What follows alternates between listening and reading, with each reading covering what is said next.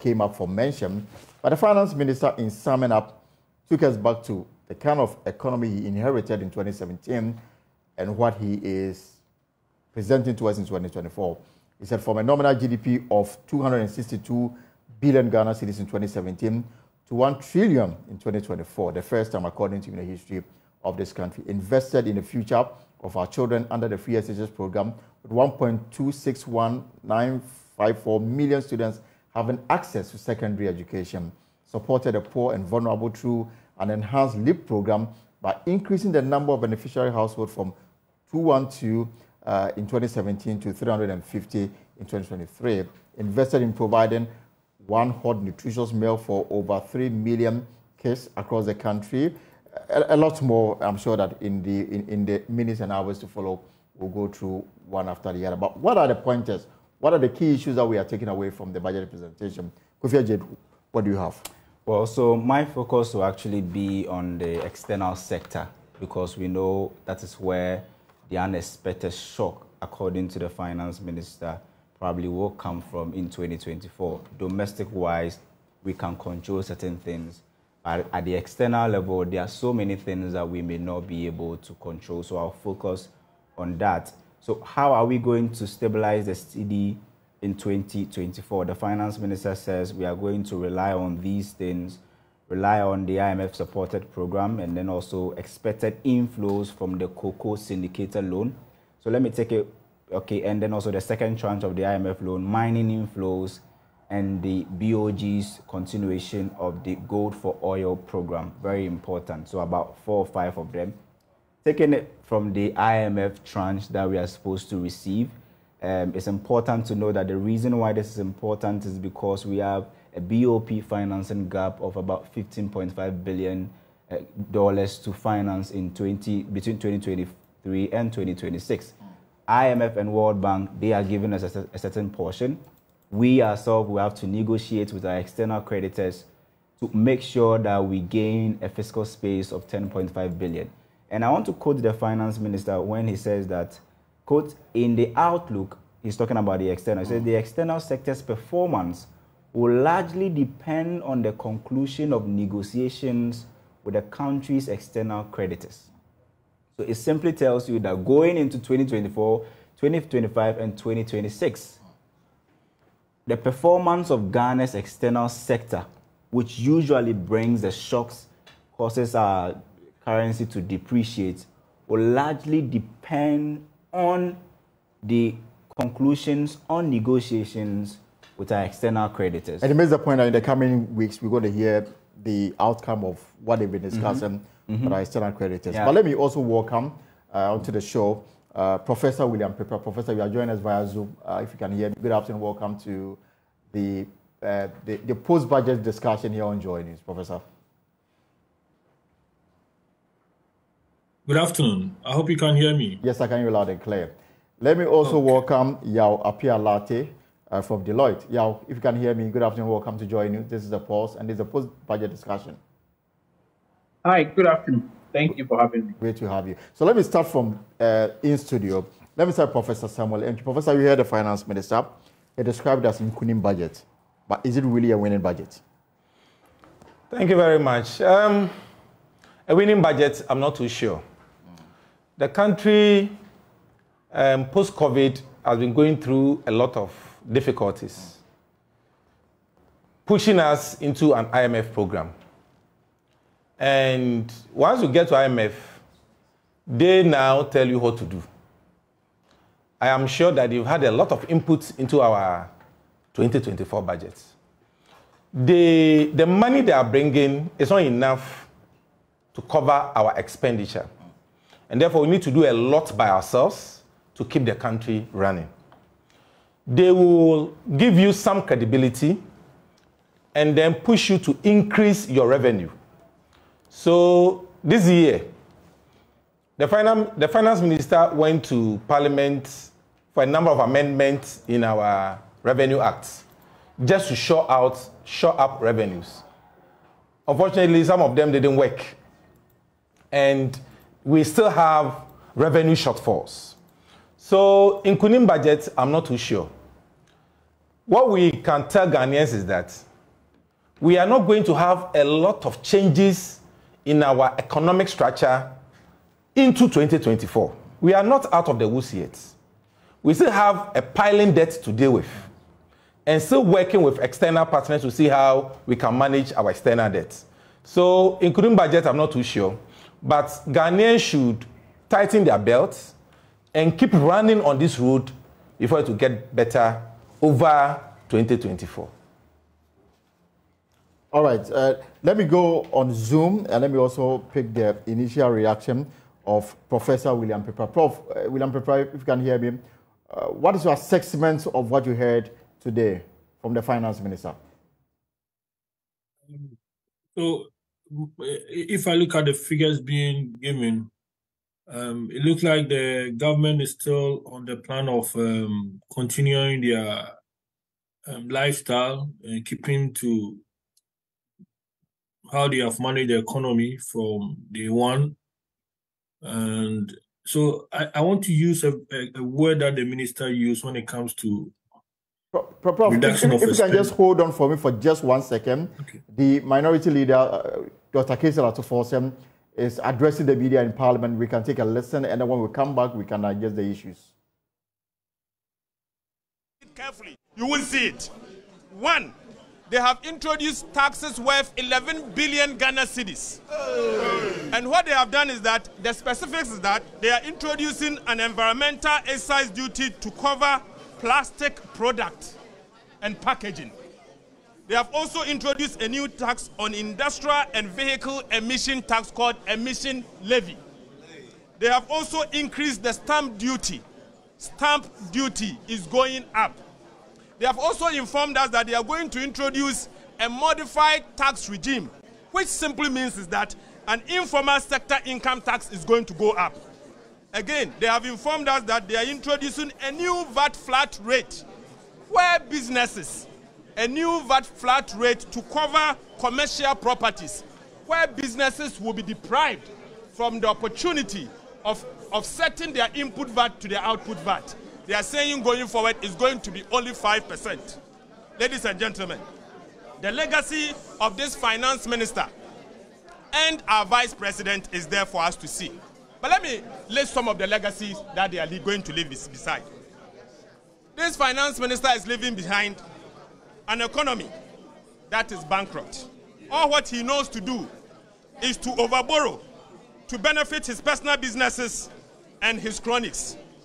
We know that he has, and he will be remembered for destroying Ghanaian businesses, particularly those businesses that has to do with his rivals. He has destroyed the Ghanaian economy and brought over our financial sector on its knees. He has tortured pensioners and sent many of them to their early graves. He gave a crude and painful haircut and destroyed many Ghanaian families.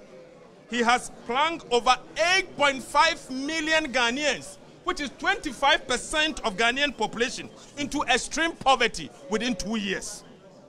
Ladies and gentlemen, this government cannot be trusted. The MPP has messed the people of Ghana up big time. Big time. And we need to be aware of this. For the good people of Ghana, we bequeath to this government, in fact, we gave them a number of good inheritance. This is a government that had 3 active oil-producing fields. This is a government that inherited a robust revenue streams, including energy sector levies. This is a government that inherited a strong economic buffers, including sinking fund and stabilization fund. This, again, is a government that inherited a strong economic growth pole, including what we call the Exim Bank and Ghana Infrastructure and Investment Bank. This is a government that, regardless, inherited an impressive credit and economic rating of B+. Today, what are they leaving behind? They are leaving behind a bankrupt economy, a default, or in other words, yentua economy. They are leaving behind a haircut economy. They are leaving behind a debt-riddled economy. They are leaving behind an overloaded tax economy. They are leaving behind a hyperinflation economy. They are leaving behind a high food in the economy. As if that is not enough, they are leaving behind a high monetary policy rate economy, an economy with high lending rate. And unfortunately, they are leaving behind an economy with high unemployment rate. They have increased misery never before in this Fourth Republic. They are leaving behind an ahochre economy, misery economy. They are leaving behind a collapsed cocoa sector economy. Unfortunately, they are leaving behind a massive and uncontrolled corruption economy. And sadly, they are leaving behind an economy that is Yamut. They are leaving behind. Fellow countrymen and women, touch wood, the minority caucus will be on the side of the people of Ghana and businesses. As far as this budget is concerned, this is our solemn pledge to the people of Ghana. And we'll do whatever it takes to be on the side of the people of Ghana and business in particular. Thank you very much.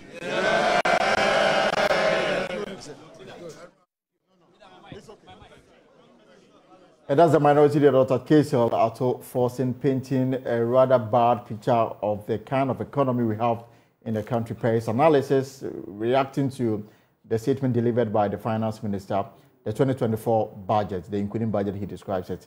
Now, let's still do some analysis. We'll go back to Parliament because clearly there's a lot happening regarding reactions that is greeting the 2024 budget. Professor William Pepra is still with us via Zoom.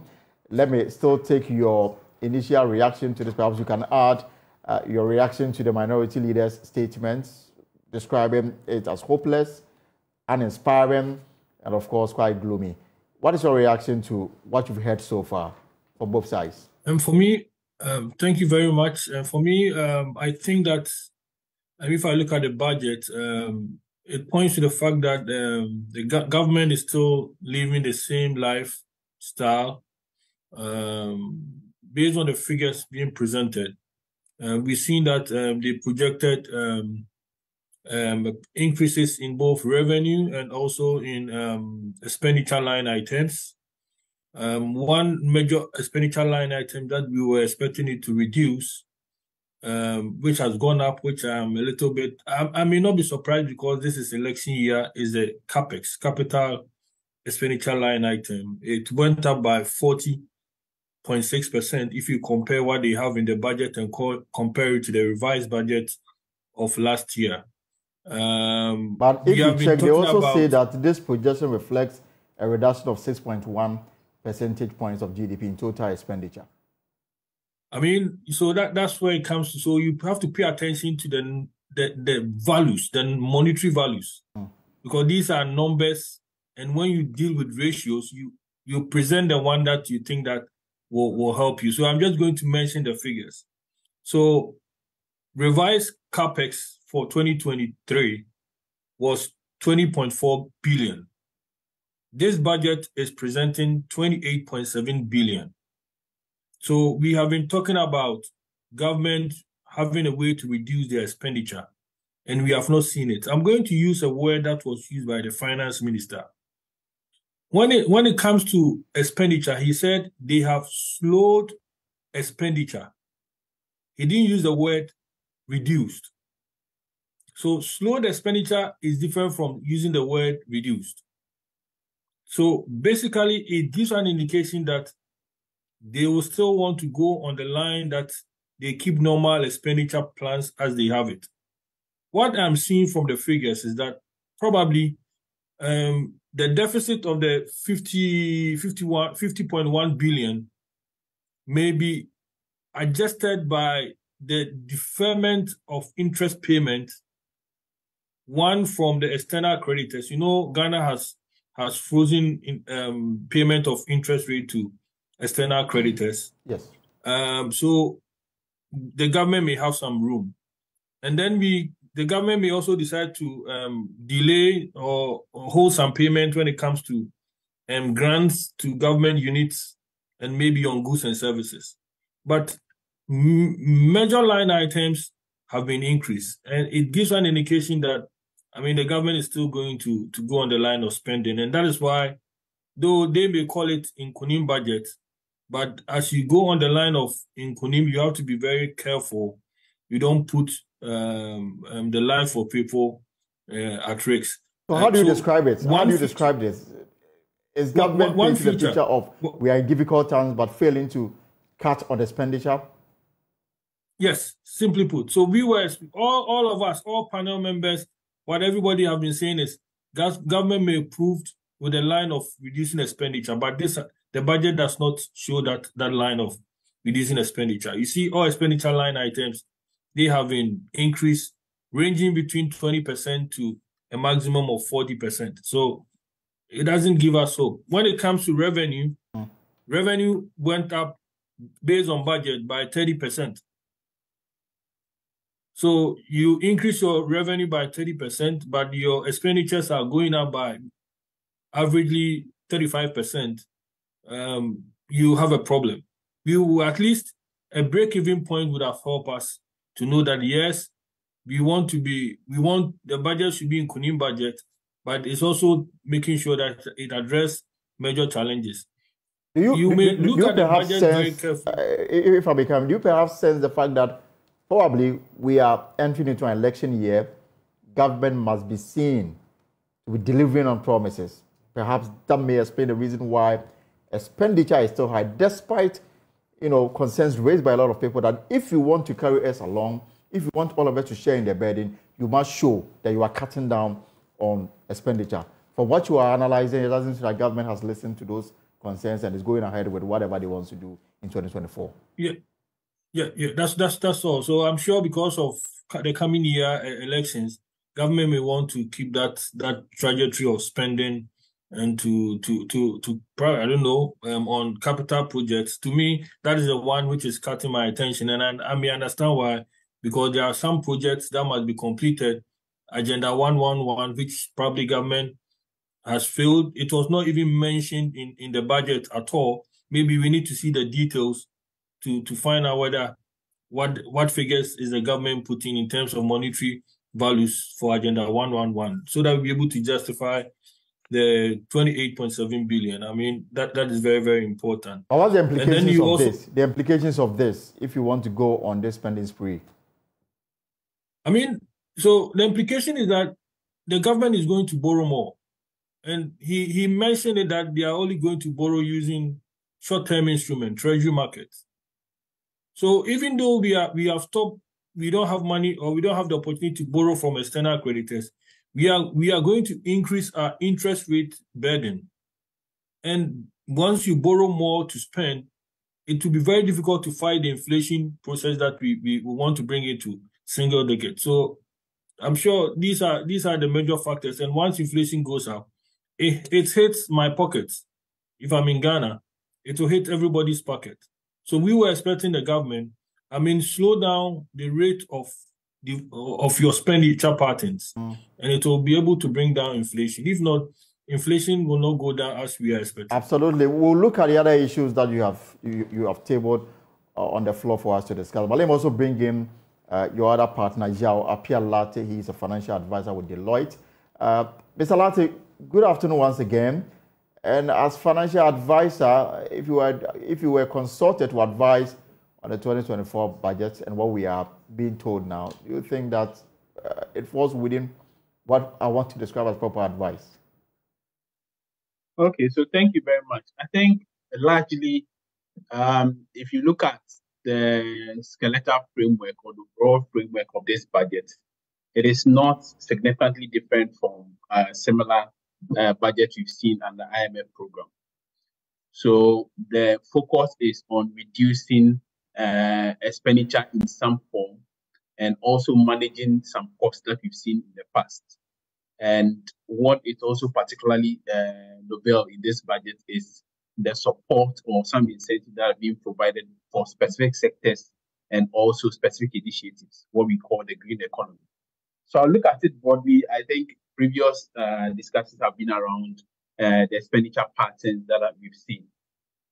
For me, what pushes us to the challenges that we've had in the last 2 to 3 years have been the fact that our expenditure have been significantly focused on recurrent expenditure. So we spent less on capital expenditure And as a result of that, our debt to GDP ratio keeps increasing without the supporting evidence of what we are using the debt for. So in my view, if there is significant increase in capital expenditure, then you will help manage your GDP, because if you spend on capex, the value of your GDP increases. And if the value of your GDP increases, your debt to GDP ratio reduces.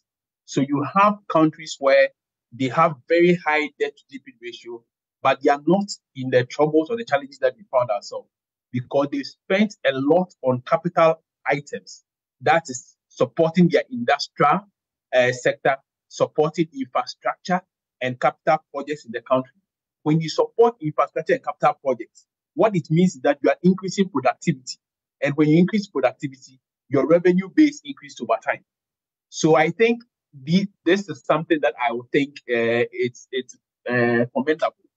The other thing is what I mentioned briefly as specific tax initiatives or tax incentives to support specific sectors. So one of them is what I call the green economy. So if you look at the green economy, I've made arguments in the past about us hearing about electric vehicles and not putting any policy in place. So I think this is something that should be welcome, that we are putting the right measures in place to support green vehicles or electric vehicles. That's where the world is moving to. So where we are using fossil fuel, burning and seeing all the smoke on the streets, very soon in the next couple of years, in other developments, you not see those cars. Yes. So we have... Mr. Latte, if we can stay a little longer on the matter of the green economy and of course the electric vehicle agenda. Remember that UK has started it. In fact, they gave themselves a deadline of 2025 to move, and now they had to amend the deadline to somewhere around 2030. And some of the players in the industry were not happy because they had invested so much money in it.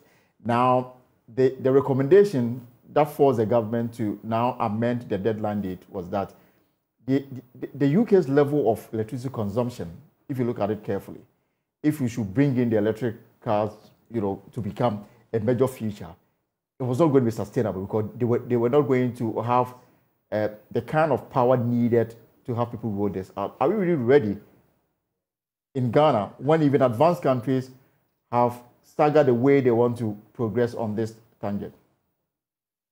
Yeah, so I think that's a very good observation. It is not something that will happen overnight. It's a progressive policy that we have to embrace, because that is where the world economy is moving to. So today we are talking about energy transition.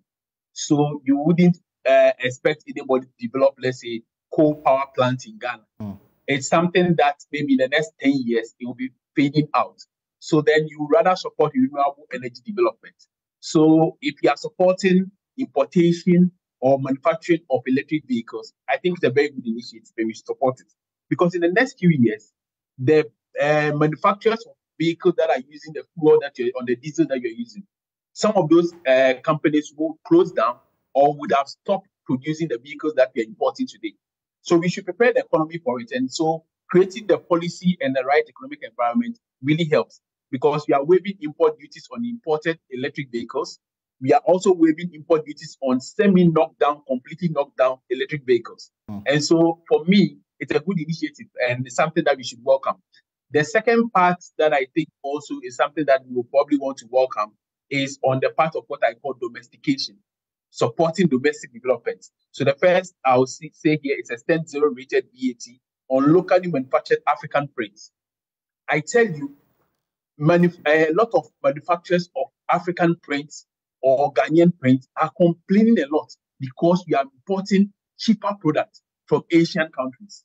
The Chinese products and all these products are in the market. And it is more expensive to manufacture than to import. When you create an economy like that, it will be very difficult for anybody to set up a textile manufacturing company in Ghana here. So therefore, I guess you welcome the tax reforms in this sector.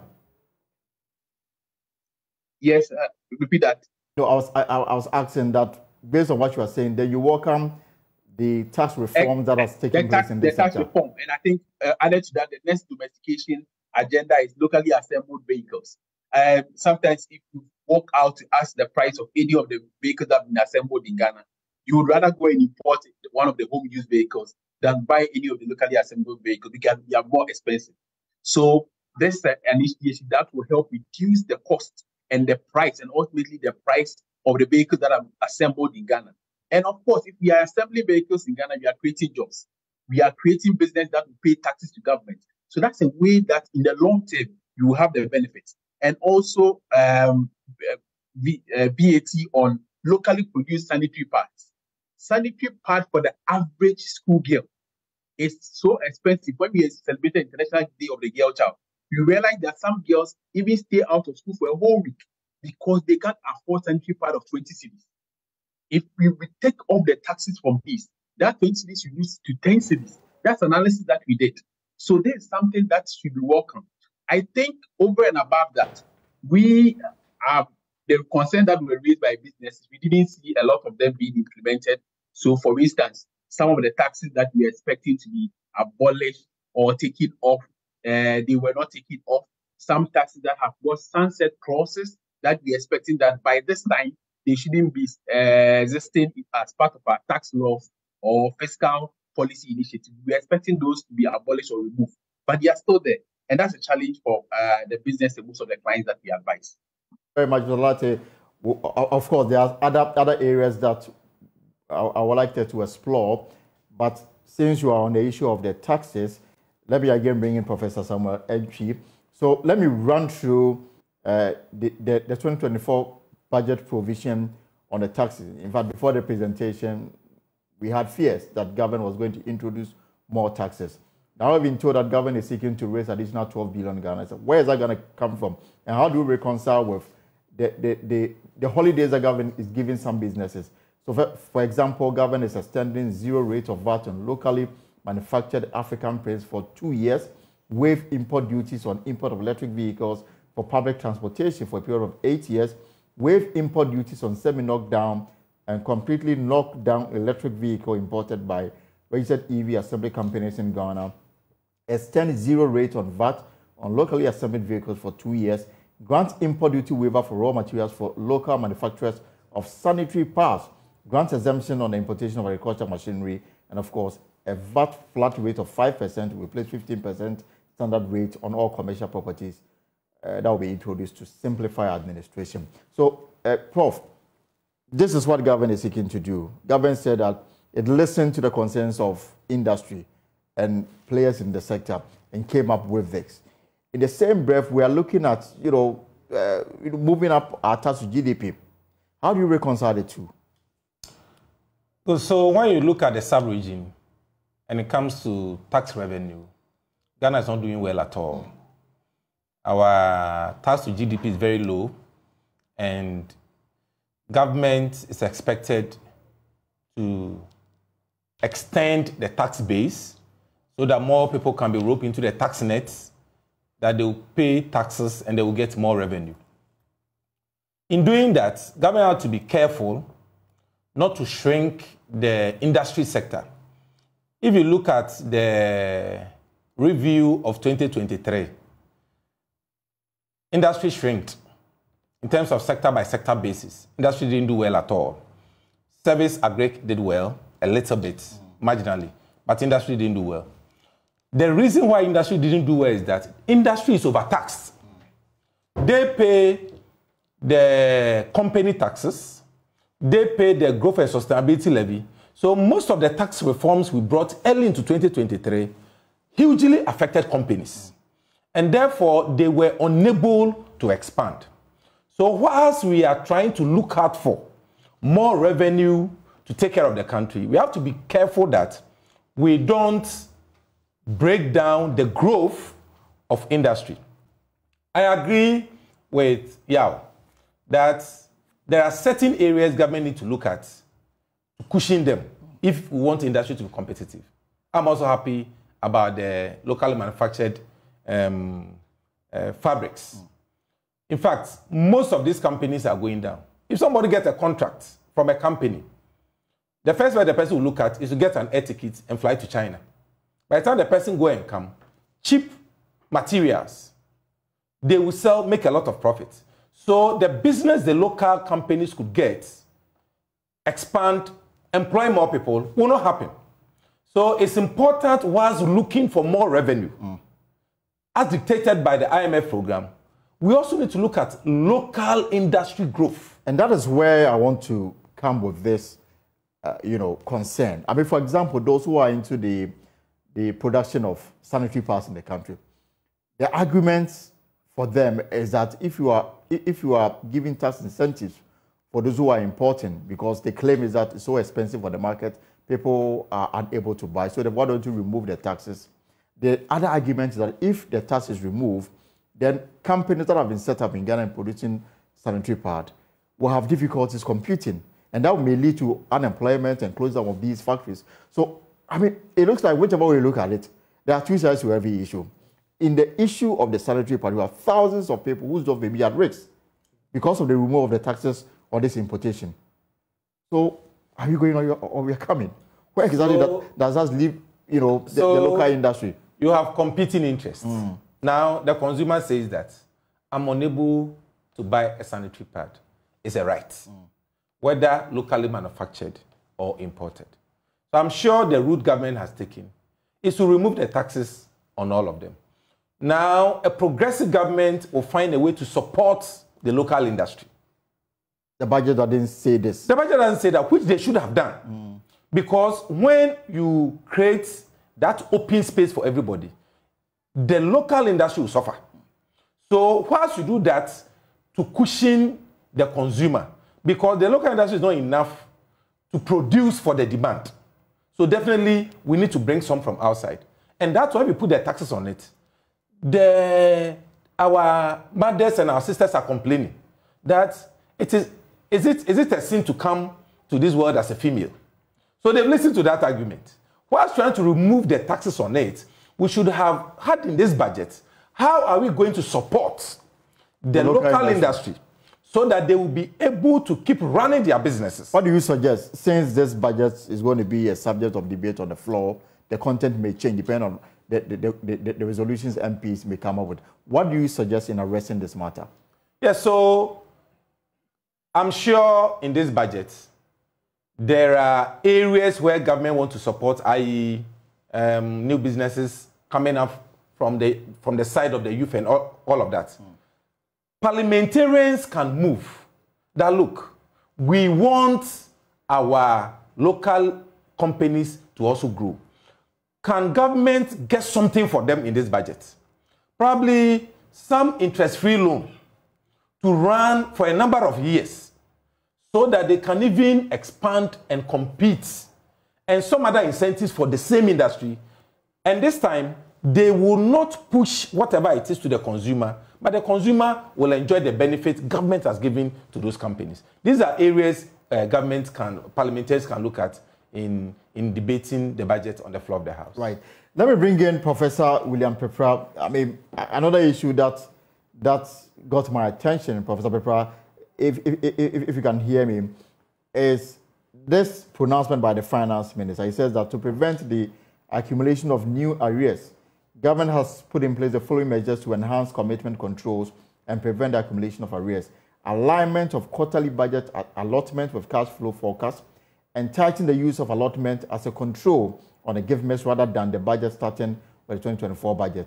MMDAs will be required to revise their cash plans on a quarterly basis to reflect the allotment received over the years and remaining requirement. The cash plan model on Oracle Hiram will be configured by December this year after completing all stakeholders' engagement in line with the system functionalities which will be deployed to the various MMDAs.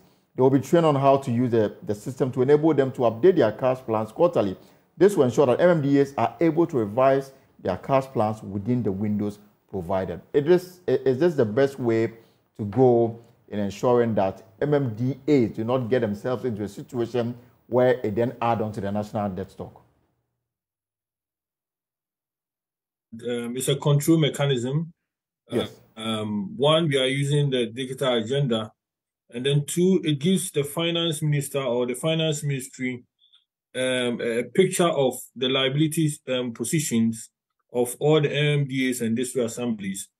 It also helps to help the finance minister or whoever is in finance department to be able to plan. You know what is happening across the country. If you look at it very well, they are tying this one in line with all investment projects going on around the country, so that they'll be able to determine at any point in time the liabilities that are due or that will be due, and it will help the finance minister to plan their cash flow. This is specifically for cash flow management, and it was something that was missing. And to be able to have this particular system, it will help. It also gives a global picture, so that just on a dashboard, we can tell what is happening in what particular district or MMDAs.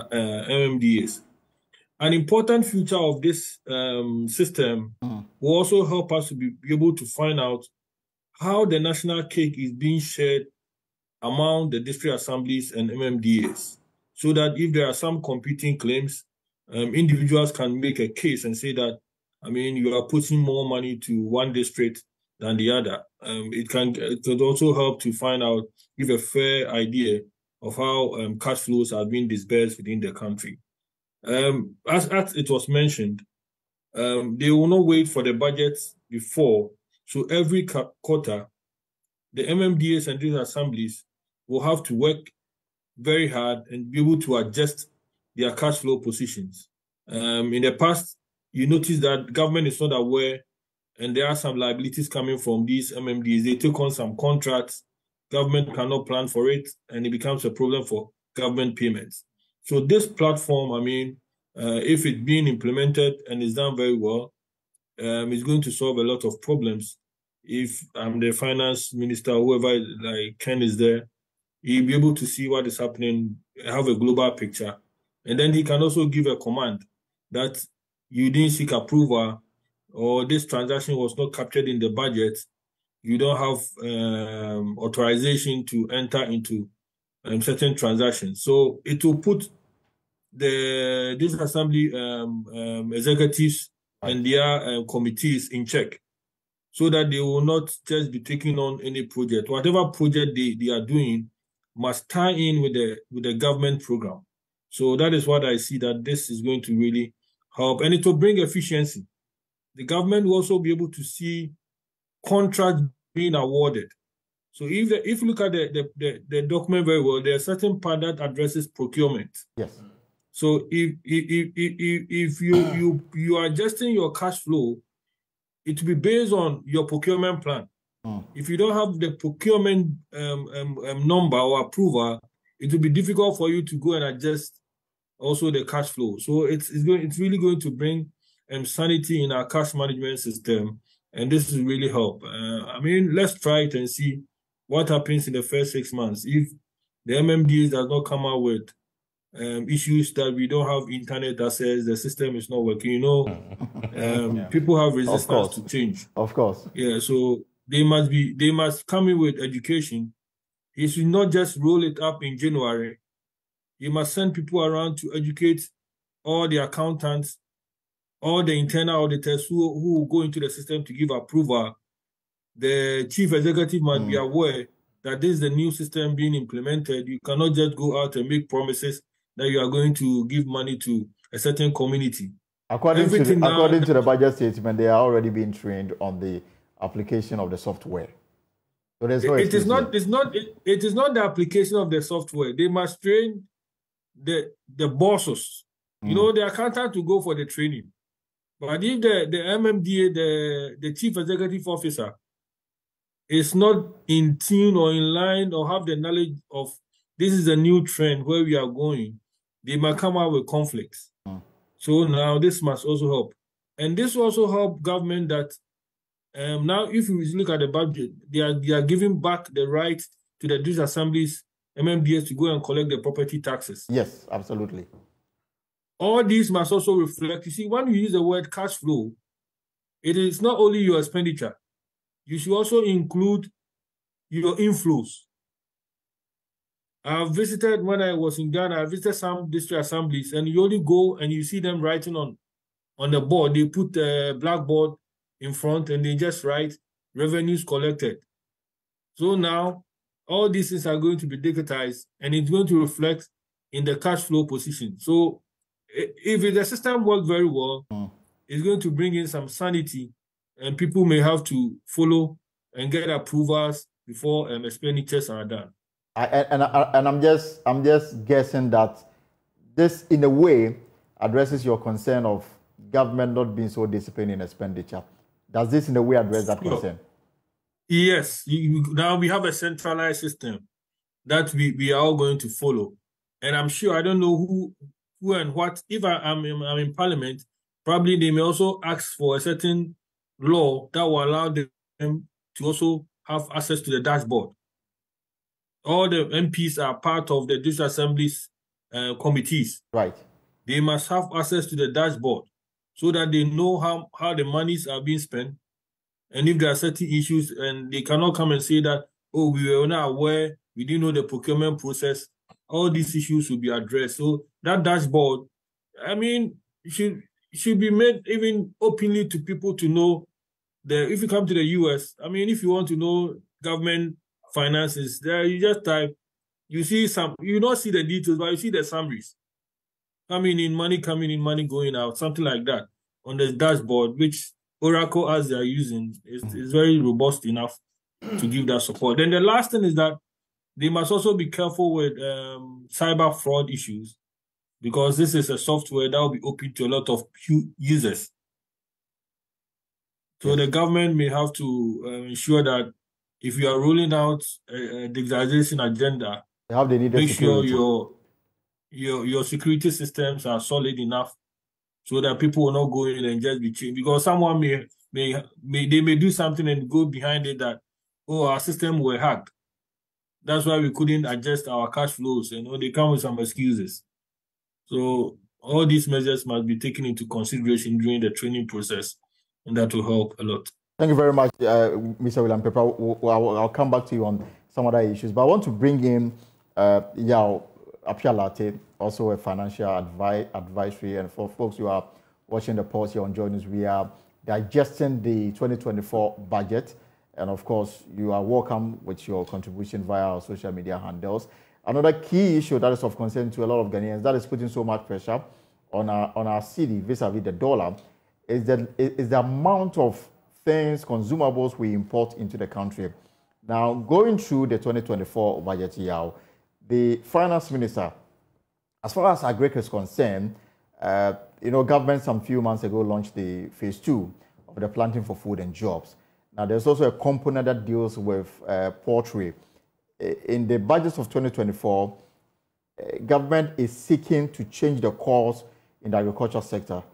And already the phase 2 is in session with emphasis on chain approaches and focuses on strengthening linkages between actors along eligible agricultural commodity. The budget says that the planting for food and jobs has a special focus on poultry to address the heavy reliance on import.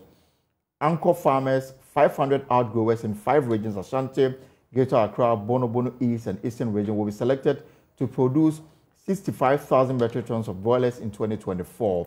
It says the significant shortfall between demand and domestic production of vegetables required urgent action, especially considering the impact of the recent supply disruption from the Sahelian region. The engagement with onion producers and importers prior to 2024 budget reviewed the importance of developing an onion index to track the production, distribution, consumption of the commodity.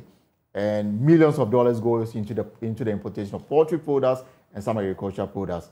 The catch here from the Ministry of Finance, indeed from government, is that under the phase 2 of the planting for food and jobs, they are giving incentives, encouraging people to go into farming. For example, if you want to go into farm and you have access to land, government provide you all the inputs. Same way, they are also helping the poultry industry to grow and feed the country so that they lessen the pressure on the cedi against the dollar. What is your take on this, provision in the budget? Yeah, so thank you very much. So our problem, as you know, historically has been the structure of the economy. We have been import dependent for a long time. So one of the solutions that have been proposed is initiative that will support what we call import substitution. The chicken product that we are importing, can we find a way of getting those produced in Ghana And I know that in other countries, I traveled recently to an African country, and we were served with chicken. And I saw everybody in the room was so excited eating the chicken. Then I asked them, how different is this from the chicken that we all know? They said, this is locally produced chicken. They call it hard chicken. And I said, the same thing we have in Ghana. What we call the domestic ones taste nicer than the imported ones. So if there is something that tastes nicer, why don't we support the farmers to produce the locally manufactured poultry and poultry products? And so it's a process of supporting import substitution. And I'll give you a very practical example. So in the last couple of months, we've had problem with inflation. Our inflation has been hovering between 40 all the way to 50%. And the key driver of that inflation has been food inflation. Why is food inflation such a big issue, and why is it a key driver of inflation? It's because the cost of manufacturing or the cost of even importing agricultural product is so high. And it's high because cost of inputs are not subsidized. If you go to neighboring countries like Nigeria and all, they eat locally produced rice because there are subsidies and there are initiatives to support locally produced rice. So if you are having similar subsidies and initiatives to support locally manufactured poultry and poultry products, it's a good thing. The problem is, whilst we are supporting poultry production in Ghana, we are also reducing import duties on poultry that's imported. So it's counterproductive. I know this debate has been going on for so many years. We have to decide what we want to do.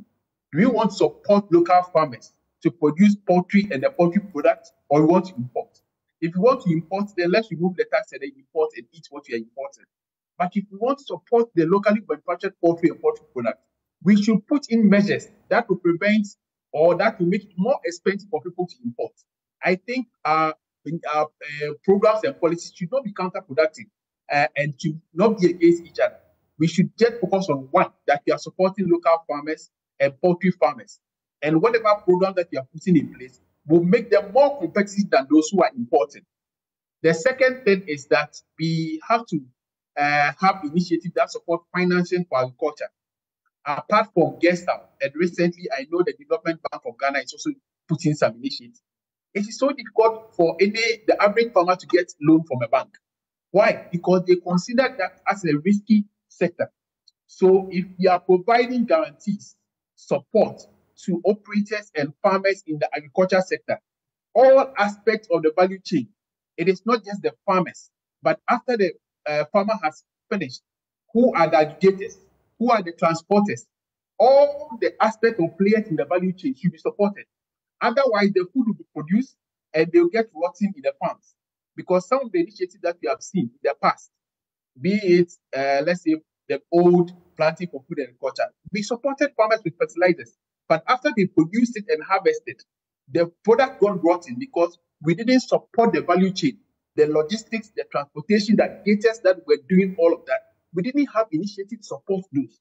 So we should look at agriculture as a holistic way, or we should adopt a holistic approach. So when we are supporting all the players in the value chain, otherwise what we are doing is we are supporting one aspect of it, and yet it doesn't address the problem ultimately. Agriculture products is a key driver of inflation. And so if we want to address the problem of inflation, we should support farmers to produce. And if they are producing or their products are cheaper, ultimately our inflation will go down.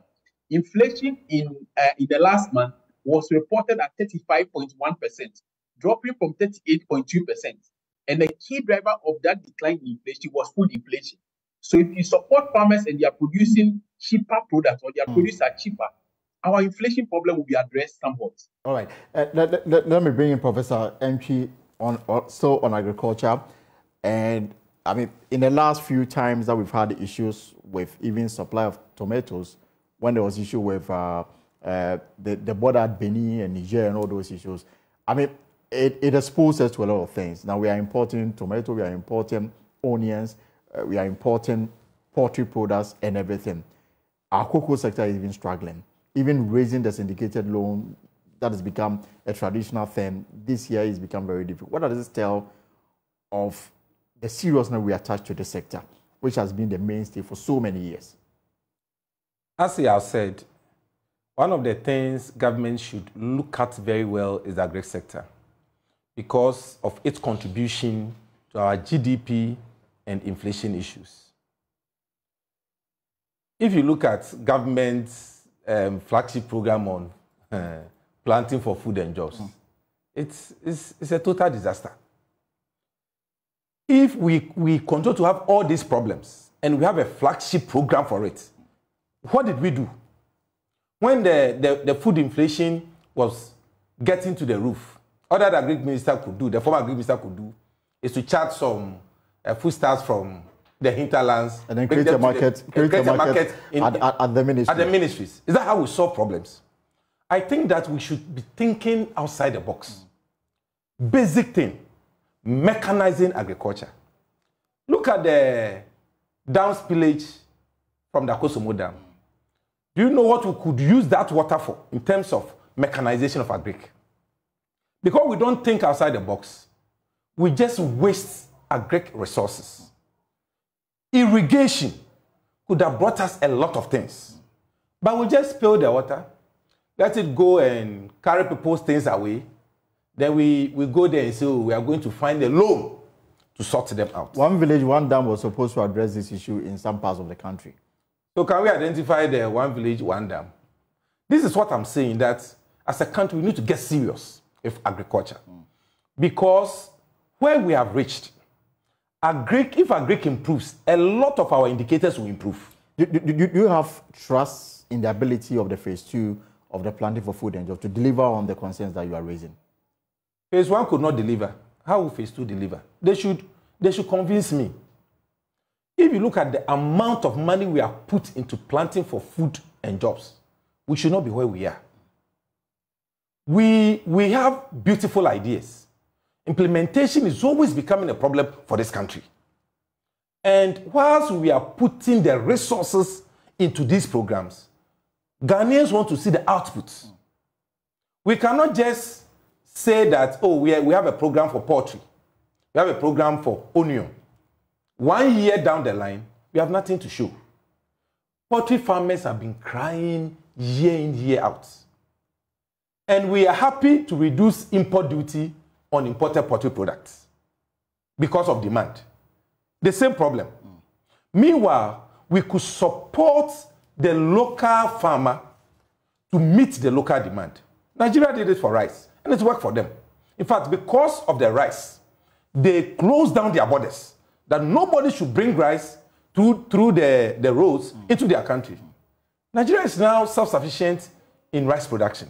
And yet the amount of money we spend on the importation of rice, almost $1 billion. Correct. If you check in terms of ranking, value amounts of imports, rice is at the top. And we expect that the Ghanaian farmer, what is he going to do? When we don't support the person, we don't help them to mechanize agric, to feed ourselves. One day, if somebody says he's not bringing his rice again, I don't know what will happen to us. Because our children refuse to eat plantain and cassava. All that they know is rice. All right. We have 10 minutes to wrap up on this discussion, at least for today, because I know that subsequent days we'll have a lot more to chew on the 2024 budget. So let me go around, starting with you, Professor William Pepra. The government macroeconomic targets set for 2024 include overall real GDP growth of at least 2.8%, non-oil real GDP growth of at least 2.1%, NPR inflation rate of 15%, primary balance on commitment basis of a surplus of 0.5% of GDP, gross international reserve to cover not less than 3 months of import. And the government says that per the 2024 budget, total revenue and grants is projected at 176.4 billion Ghana cedis, and it's underpinned by permanent revenue measures, largely tax revenue measures, amounting to 0.9% of GDP. Are these achievable? Starting with you, William. Just make my points on two main items. The first one is the real GDP growth of 2.8. It seems to be achievable. The World Bank and IMF put us at 1.2. But the one that I think that will not be achieved is the inflation rate of 15%. 15%. Yeah, the rate of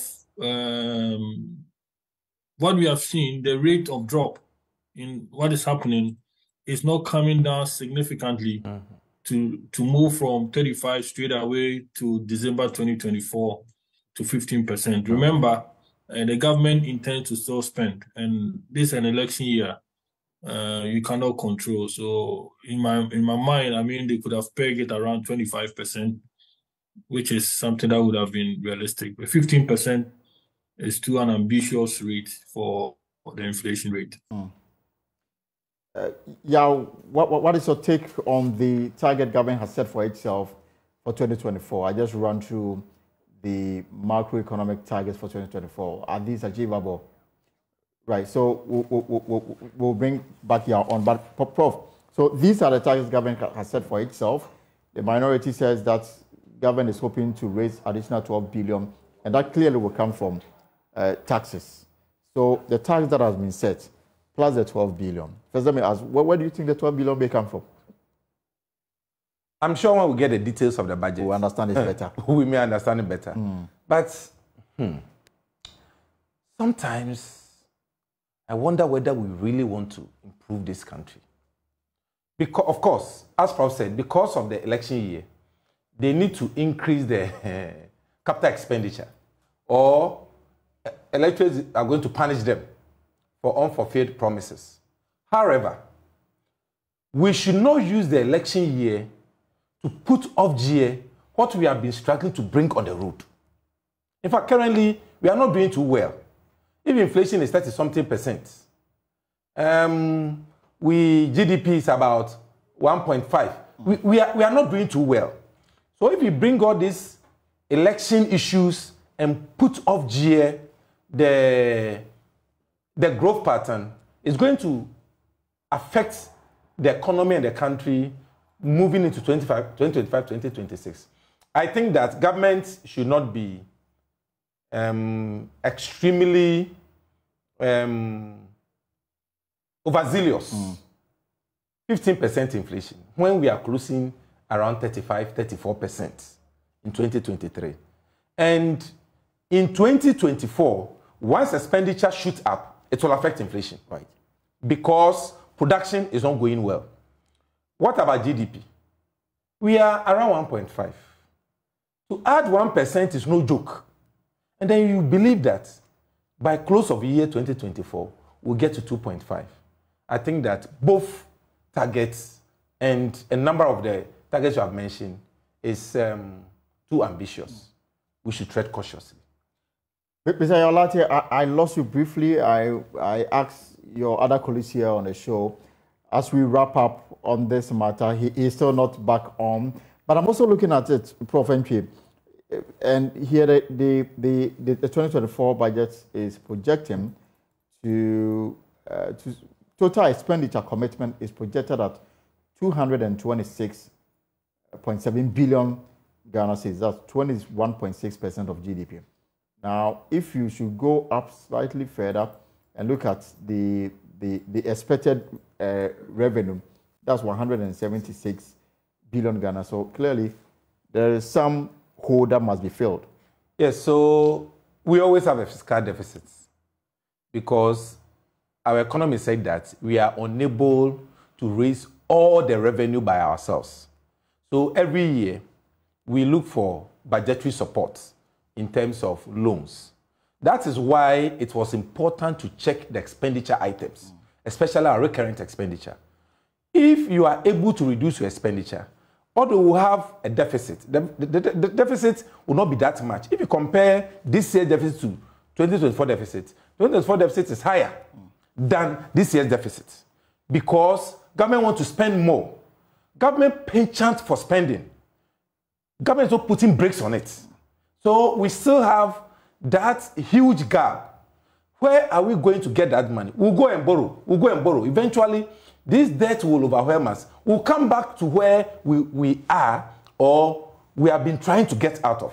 So government can, of course, parliamentarians should look at which expenditure items can they insist that this one, we can cut it and still be fine? But actually talking about that, I mean, in the same budget, government says that they are hoping to conclude negotiations with the official creditor committee to ensure that work on eligible external funded projects, including the Kumasi Lake Road and Drainage Extension, reconstruction of Bechem, Techimanchi, Akuma Dam, flyover on the Accra Temamoto Way, Flower Port, Temamoto Way Roundabout project, major ones, and you name the Konongo, the Kumasi Road, a lot, in fact, about 20 of them.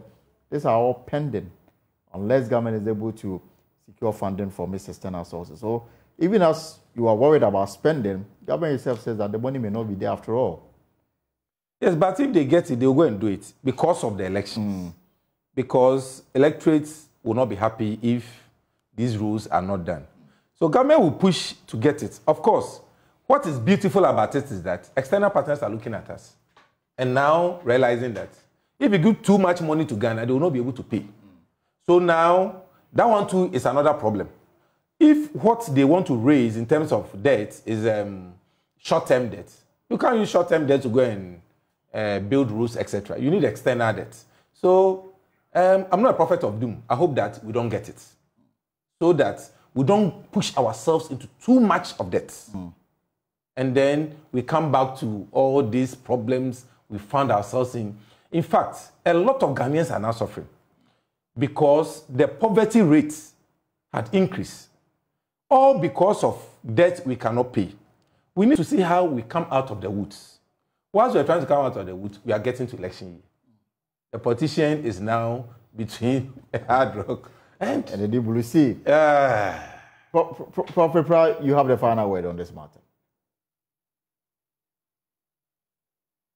So, as I mentioned, it's going to be very difficult for government to achieve the inflation targets. And I'm hoping that government will be more disciplined to ensure that they stay within the budget, especially as we are entering the election year. That is very critical. If government deviates from this its own plan, it's going to worsen the current situation. All right, thank you so much for your time this afternoon on the Pulse. We have been looking at the 2024 budgets, and I'm sure that in the coming hours, days, on all our programs, we'll have more time to digest the many issues that the finance minister brought to the fore. And of course, once the parliament start the debates on the budget, we'll look at the estimates, we'll look at the nitty-gritties of what exactly is into it. This is just a 48-page document that the finance minister presented to parliament. The full details is what members of parliament will debate and then pass resolutions on them. You have been listening to Professor Samuel Antwi, Dean, School of the Graduate Studies at the UPSA. He specializes in accounting and finance. Prof, thank you very much for your time this afternoon. I'm sure that we'll have more time to, I mean, this is just a scratch. We'll have more time to go into the very details of the budget 2024. Also, you heard Professor William Pepra, an economist, and of course, Yao Apialate, partner financial advisor with Deloitte. This is the Pulse here on JoyNews. Is brought to you by Global Communities, Digilu Affordable Safe Sanitation. We're taking a short break and then we'll be right back.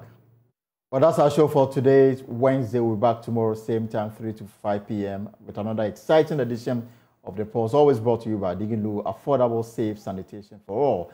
Up next is LTS on JoyNews. My name is Elton Brobe. Have a good evening.